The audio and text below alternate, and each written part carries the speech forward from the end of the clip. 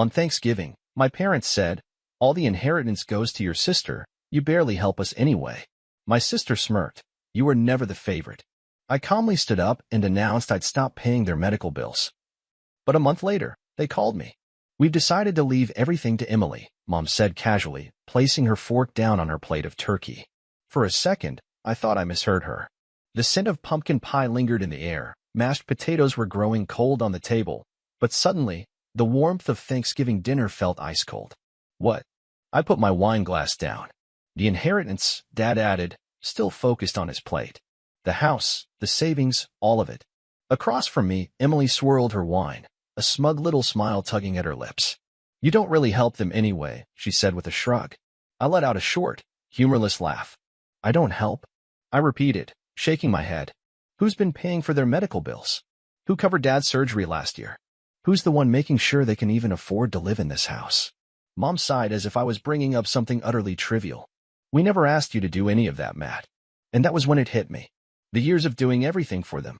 The nights I spent calculating how to cover my own expenses while still sending them money.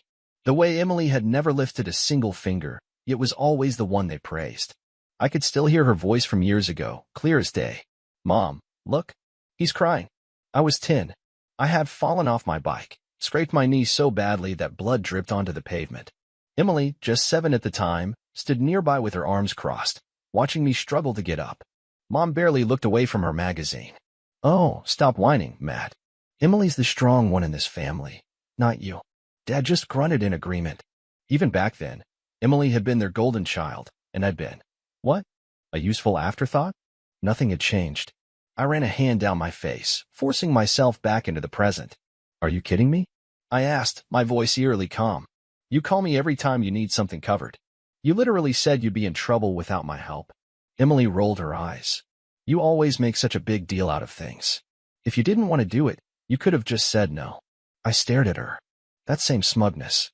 That same condescension. She had always been like this, since we were kids. She never asked for things. She expected them. And when she got them, she acted like they were owed to her. Slowly, I pushed my chair back and stood up. "All right," I said, buttoning my jacket. Emily huffed. "Oh, here we go." Another dramatic exit. I leaned forward just slightly, my voice calm and even. "Good luck with the bills. Because I won't be paying another dime."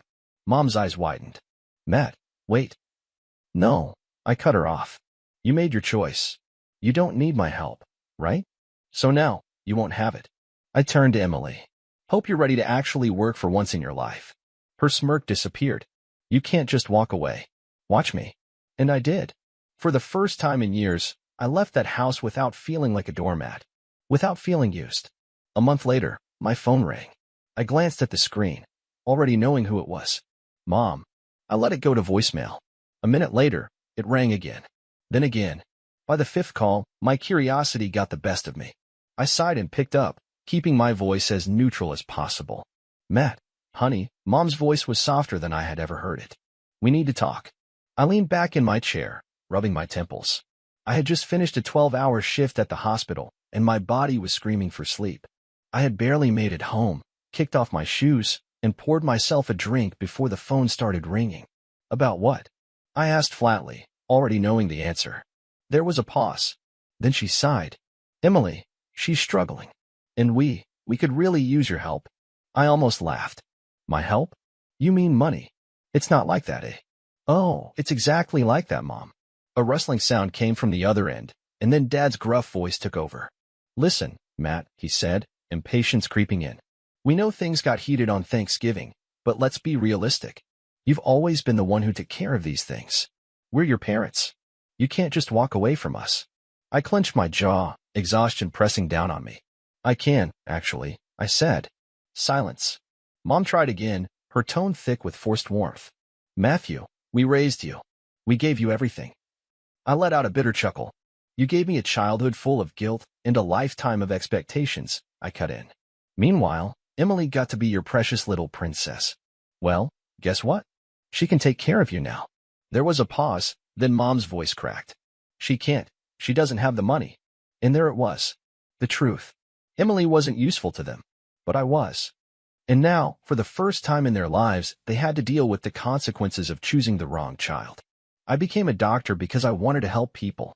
I spent years grinding through medical school, pulling brutal 16-hour shifts as a resident, surviving on caffeine and 2 hours of sleep.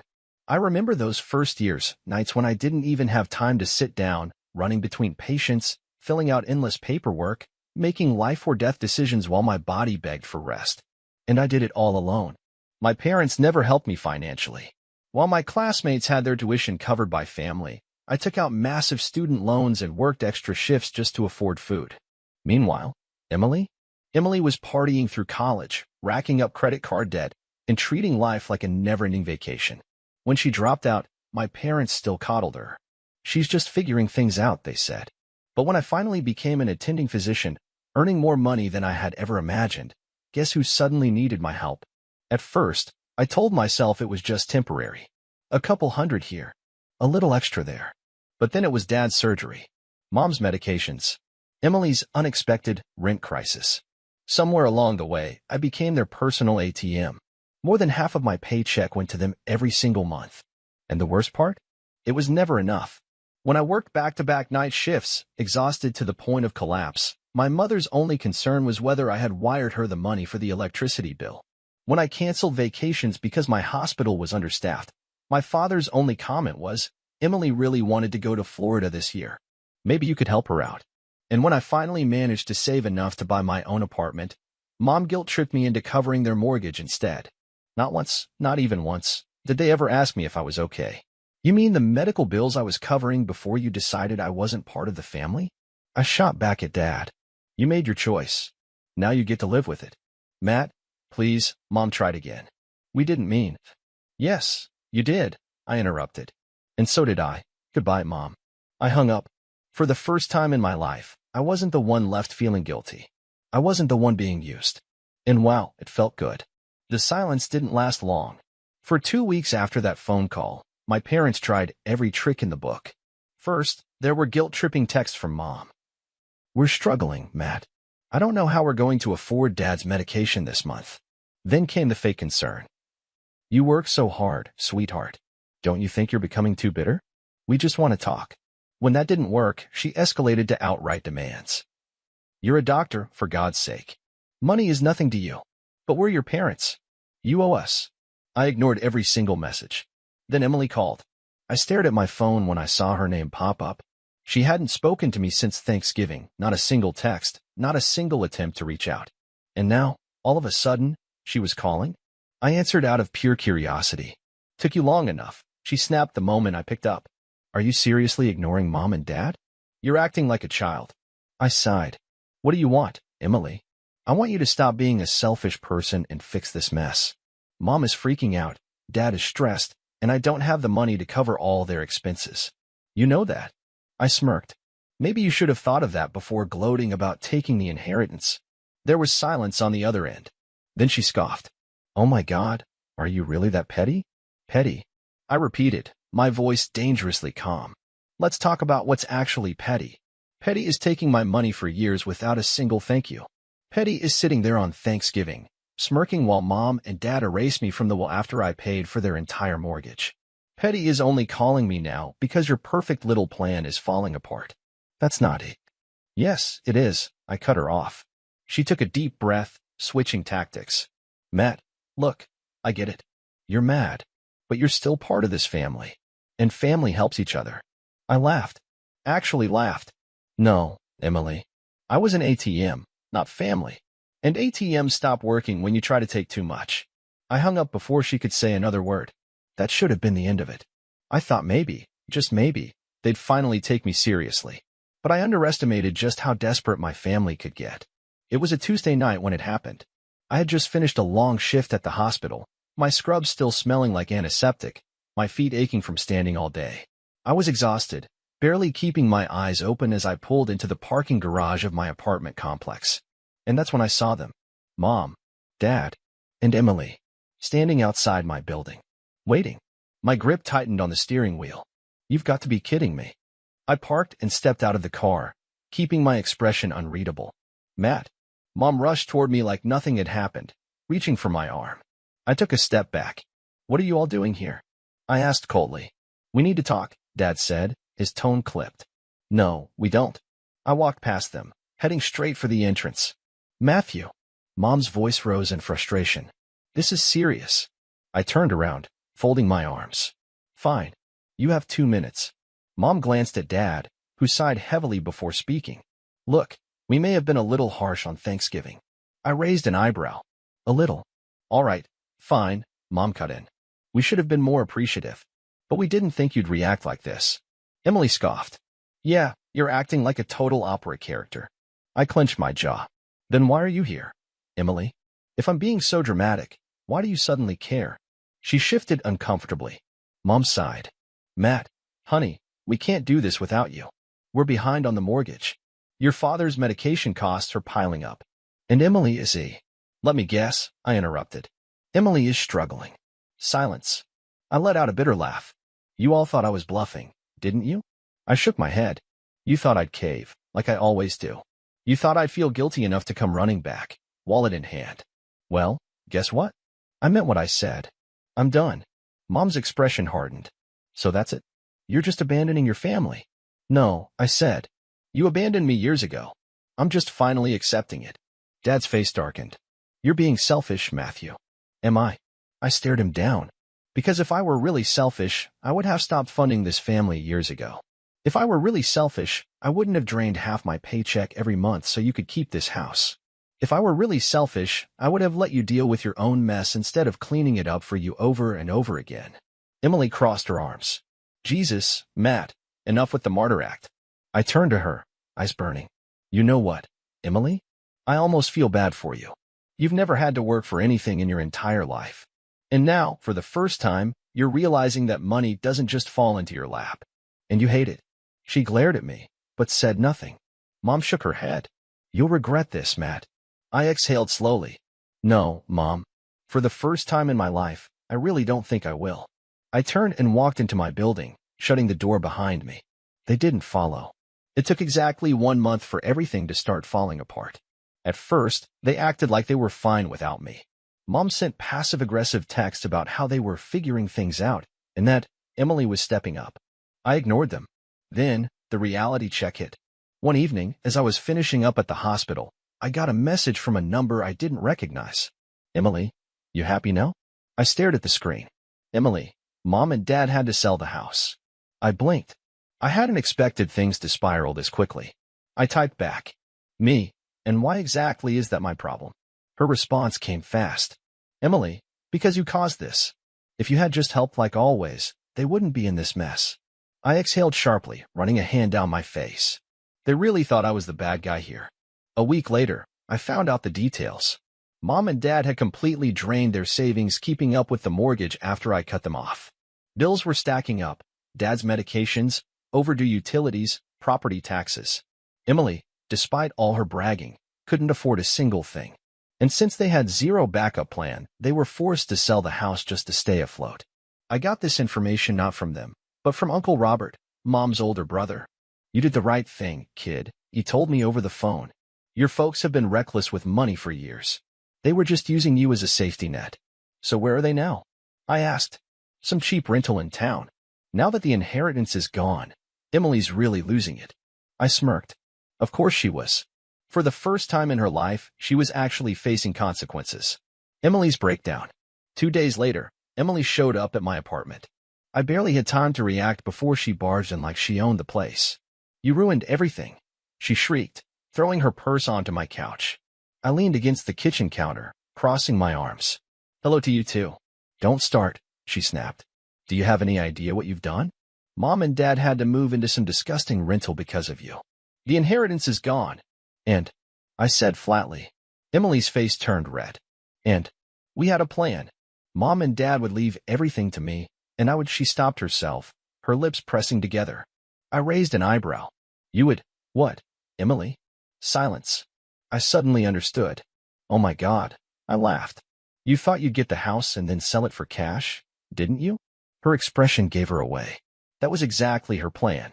She never wanted the house for sentimental reasons. She wanted a quick payday. And now that it was gone, she had nothing. Get out of my apartment, I said, suddenly exhausted. Matt. I said get out. She glared at me, grabbing her purse. You think you're better than us just because you have money? You're selfish, Matt. You're just like those rich snobs you work with. I let out a slow breath, shaking my head. No, Emily. I worked my ass off for this. I built my life from nothing while you sat around waiting for handouts. And I'm done letting you treat me like an ATM. For the first time, she had nothing to say. I opened the door, and after a long moment, she stormed out. Mom's final plea. A few days later, it was Mom's turn. She called while I was on my lunch break at the hospital. Maddie, she started, her voice thick with fake sweetness. What do you want, Mom? She sighed dramatically. This isn't easy for us, you know. We lost the house. We have nothing. Don't you feel even a little guilty? I took a bite of my sandwich. Nope. Silence. Then came the real reason for her call. Listen, honey, I was thinking. Your apartment is so big, and it's just you living there. Maybe your father and I could stay with you for a little while, just until we get back on our feet. I nearly choked on my food. Absolutely not. Her voice sharpened. Matthew, don't be ridiculous. Mom, I cut her off. You made your choice. Now you live with it. She let out a strangled noise. How can you be so cruel to your own parents? Cruel? I repeated. You used me for years. You lied to me. You let Emily walk all over me, and you never once had my back. And now, you expect me to take you in. We're your family. No, I said. I was just a paycheck to you. And now the money's gone.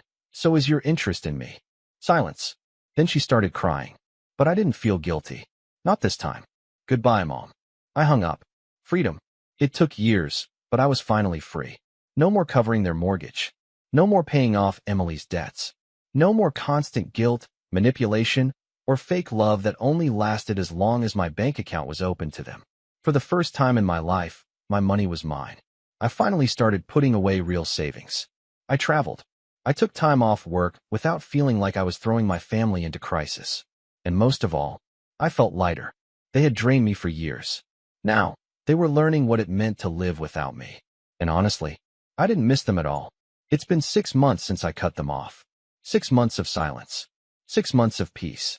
For the first time in my life, I had control over my own money, my own choices, my own future. No more guilt-tripping texts, no more desperate phone calls, no more feeling like I owed them my entire existence just because we shared DNA. And you know what? I thrived without them. A life without chains. At first, it felt strange. For years, I had structured my life around their needs. My paycheck was never really mine. There was always another bill, another emergency, another Matt, we need you. So when I finally had financial freedom, I didn't even know what to do with it. I remember sitting in my apartment one night, staring at my bank account. For the first time in years, it wasn't drained by the middle of the month. I had savings. Real savings. And that's when it hit me. I could finally live for myself. So I did. I finally took that vacation I had always put off. A full 2 weeks in Italy, eating my way through Rome, drinking wine in Tuscany, hiking in Cinque Terre. I upgraded my apartment. Furnished it the way I wanted. I cut back my hours at the hospital, actually giving myself time to breathe instead of working myself into exhaustion just to keep my family afloat. I was happy. And most of all, I didn't miss them. The final attempt. One night, after a long shift, I was getting ready for bed when my phone buzzed. A number I didn't recognize. I almost ignored it, but something told me to check. It was a message. Emily, Matt, please call me. It's important. I stared at the screen, debating whether I should even bother. Finally, I sighed and typed back. Me, what do you want? A few minutes passed before she responded. Emily, Mom's in the hospital. I felt nothing. Not shock. Not fear. Not even sympathy. Just exhaustion. I typed back. Me and Emily and she's sick, Matt. You're a doctor. You should care. I sighed. Me. I cared for years, Emily. I paid for everything. I kept you all afloat while you did nothing. And now, after months of silence, you suddenly want my help again? No response. I didn't expect one. And I didn't text again. Choosing myself. I never found out what happened to Mom. Not because I didn't have the resources to check, but because I chose not to. I chose me. And for the first time in my life, I didn't feel guilty about it. Because here's the thing. I spent years setting myself on fire to keep them warm. And they never appreciated it. They took and took until I had nothing left to give. And when I finally said no, they turned on me. So now, they could live with their choices. And I would live with mine. A life without them. A life where I finally came first. And honestly, it was the best decision I ever made. Final update, answering your comments. Hey everyone, I just wanted to come back and say thank you for all the support and advice. I honestly didn't expect this to blow up the way it did, but reading through your comments really helped me process everything. To those of you who shared similar experiences, you are not alone. Cutting off toxic family is never easy, but sometimes it's the only way to take back control of your own life. Did I do the right thing? A lot of people asked if I feel guilty, if I regret my decision. And the honest answer? No, not even a little. For years, I gave and gave while they took everything without a second thought. They made it clear that they didn't value me as a son or a brother, just as a wallet. And the second I stopped giving, they turned on me. So no, I don't feel guilty. I feel free. But I do wonder, was I too harsh? Should I have handled things differently? I'd love to hear your thoughts. To everyone who supported me, thank you. Seriously, some of your comments made me feel more validated than my own family ever did. Seeing so many people say, "You did the right thing," helped me silence the little voice in my head that tried to make me feel guilty. A lot of you pointed out that my family was never really family. They were users. And that realization, while painful, was also freeing. So if you're someone in a similar situation, feeling trapped by guilt, you don't owe anyone your financial stability or mental health. Your life is yours. To those who call me selfish, I saw a few comments saying things like, "They're still your parents. You should have helped them. You're a doctor. It's just money. Why not give them some?" Family is family, no matter what. And to that, I say, where was that energy when I was working 80-hour weeks just to pay their bills? Where was that concern for family when they laughed in my face on Thanksgiving and called me useless? I didn't abandon my family. They abandoned me a long time ago. I just finally walked away. And if that makes me selfish, then fine. I'd rather be selfish and free than selfless and used. Final thoughts. I'm happy now. I'm saving money for myself. I'm taking vacations. I'm building a future without constantly worrying about someone else's financial disasters. And honestly, I don't miss them. Thanks again for all the advice, support, and even the tough love. It helped more than you know. Wishing you all the best. Matt.